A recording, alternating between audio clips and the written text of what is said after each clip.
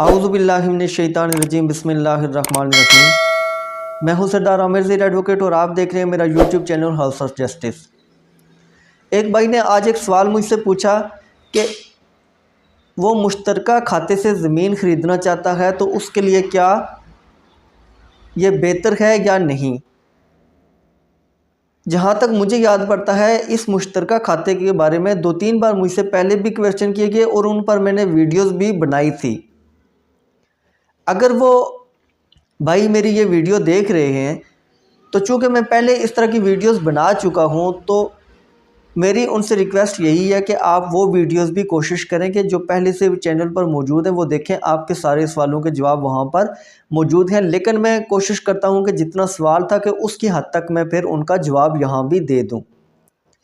तो मुश्तरका खाता क्या होता है कि जब एक प्रॉपर्टी मुख्तलिफ जो हिस्सेदारान हैं उनकी मलकियत होती है, वो सारे उसमें को ऑनर्स होते हैं। अब इस तरह भी हो सकता है कि कुछ लोगों के पास जो उसमें को ऑनर्स हैं उनके पास ज़्यादा का कब्ज़ा हो, कुछ के पास थोड़ी ज़मीन का कब्ज़ा हो, लेकिन मलकियत सब की होती है।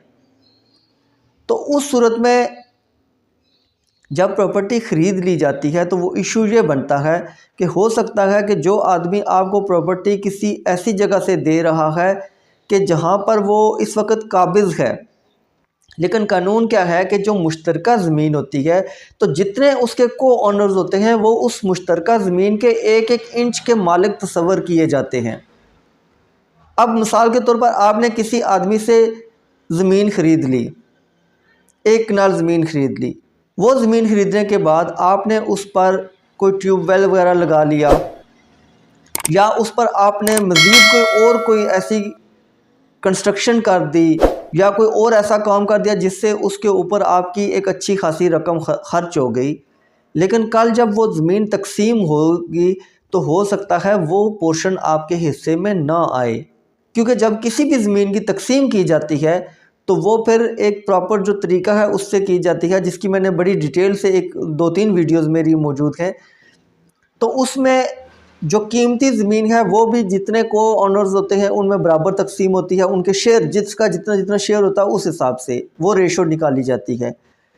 तो हो सकता है कि आपने जो ज़मीन ख़रीद की थी, जिसका कब्ज़ा लिया था, तो वो कल आपके कब्ज़े में ना रहे, उसकी प्रॉपर तकसीम हो, तो आपने जो इतनी उसके ऊपर रकम खर्च कर दी, इतनी बाद में जो आपने ज़मीन ख़रीदने के बाद उसमें इन्वेस्टमेंट कर दी, तो वो आपकी सारी डूब जाए। तो इसलिए बेहतर ये है कि आप अगर इस तरह की कोई मुश्तरका खाता की ज़मीन है तो उसको ना ख़रीदें।